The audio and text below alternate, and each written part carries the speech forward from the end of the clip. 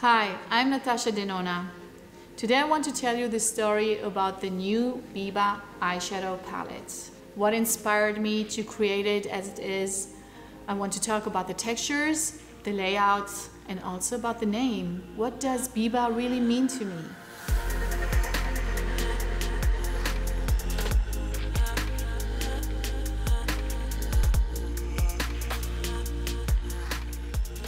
First of all, this palette is an all-neutral palette.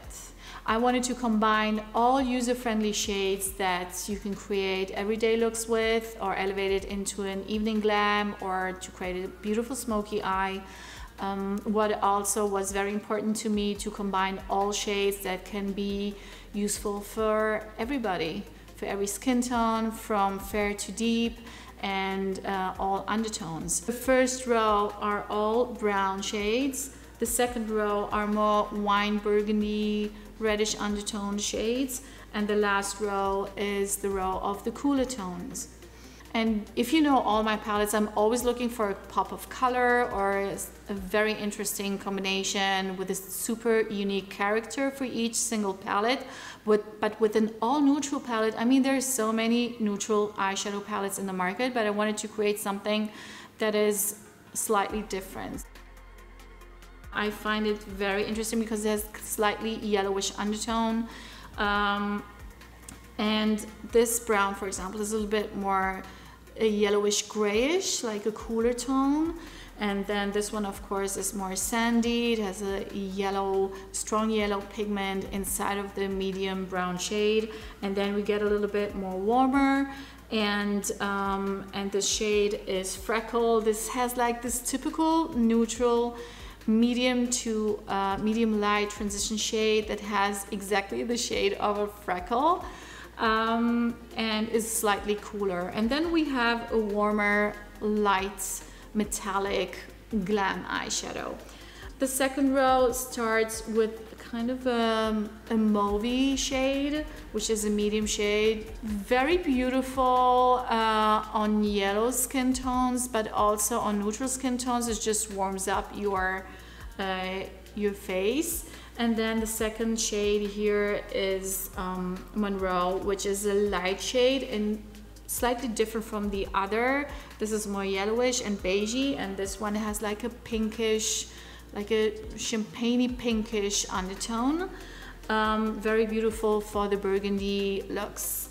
Then we are going more into a deeper burgundy shade, but still keeping it pretty neutral. So there's not too much red undertone coming out of the shades when you blend them. You know, when you blend eyeshadows, you break the pigment sometimes and then comes out a very strong undertone. So these tones are still very wearable. Buff and Tone seem to look pretty similar, but both of them have, each one of them has a different formula. This is a pressed powder, and Tone is the cream powder formula, which is much more creamier. When you apply it and blend it, it becomes lighter. So these two together, blended into each other, create a very beautiful gradient effect. If you look at these three shades, these are very beautiful browns. That this one, see it is darker than rustic, and it is matte, and it's the dark shade for the browns, but it's a cooler, it's a grayish brown. So it's not a real warm brown. I have so many warm browns in my other eyeshadow palettes, like in the Sunset and the Gold palette. And here I wanted this cooler brown that I felt was missing in my eyeshadow range. Then moving on to Tour and Sculpture, which are the grays in the palette, and Spot. Spot is the first black eyeshadow that I have implanted in one of my palettes. Because I'm a makeup artist, I always notice that black eyeshadows, they're dusty, and then they make all the rest of the eyeshadows in the palette so dirty. That's why I never like to add black eyeshadows into a palette. But this is a unique black eyeshadow. It's the first time I created my blackest black eyeshadow in the cream powder formula. So, which means that it won't make the other eyeshadows dirty, and we need a black eyeshadow for, you know, like a smoky, like a basic smoky eye. Yeah, a basic smoky eye, or just a glam look, or I want to emphasize, you know, like my lash line to make it a little bit more sultry. I need a black eyeshadow, and it's so perfect to have this in your palette, in your everyday palette. Now, Tusk is a matte beige shade, which is the perfect nude matte for every skin tone.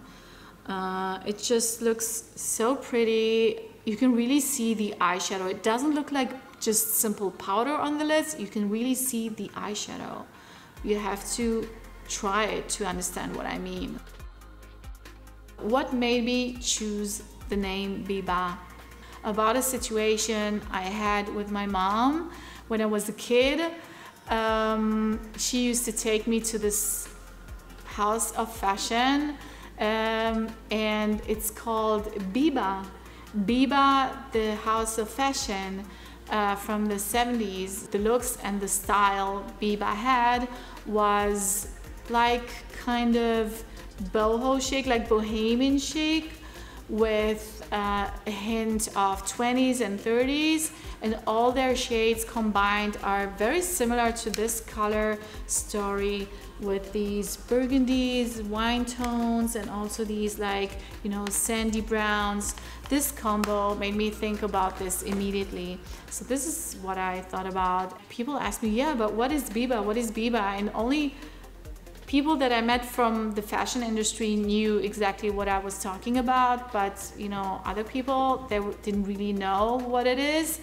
And then I was so happy to discover in the movie Bohemian Rhapsody that Freddie Mercury actually met his wife while she was working at the BIBA store in London in the 70s. So, and then I thought to myself, okay, now everybody will know. They will not ask me anymore about the name, where it came from. So anyway, this is the story, and yeah, that's it.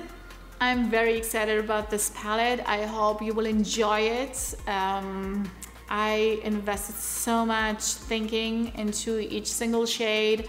I really think that it will help you for your everyday looks. This is like, you know, your best friend palette for every day, like your partner, not in crime, maybe, but not really. Like, it's your everyday friend. Enjoy it every day, how it will make your life easier, hopefully, and especially because of the different high quality formulas, it will help you to create them easily, your looks. This is really like something quiet and classic, and a new must-have, you know, just something, you know, like real.